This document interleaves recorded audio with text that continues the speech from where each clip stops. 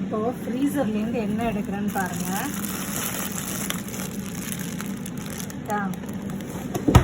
Back பண்ணிட்டு பார்த்தீங்களா. இப்போது இதை கட் பண்ணாக்க பார்த்தீங்களா வஞ்சர மீன் ஃப்ரீஸ் பண்ணி அப்படியே இருக்குது. இதில் ஆல்ரெடி நல்ல காரம் போட்டு வறுத்ததுனால நான் எந்த காரமும் இதில் ஆட் பண்ண போகிறதில்ல குழம்புல. நீங்கள் இப்போ வெக்கேஷன் டைம் ஊருக்கு போகிறதா இருந்தால் போயிட்டு திரும்பி வரும்போது இந்த மாதிரி பேக் பண்ணி நல்லா வறுத்து இந்த மாதிரி சேஃபாக எடுத்துகிட்டு வாங்க. இப்போ பார்த்தீங்களா 2 இது வச்சுருக்காங்க. பார்த்தீங்களா வஞ்சர மீன் இந்த மாதிரி செஞ்சு வச்சுட்டுனா நமக்கு எப்போ வேணாலும் நம்ம வந்து அழகாக மீன் குழம்பு வஞ்சர மீனில் வச்சு செய்யலாம். மீன் உடையாமல் வந்துருக்கிறாரு. கண்டிப்பாக இதை நீங்கள் ட்ரை பண்ணி பாருங்கள்.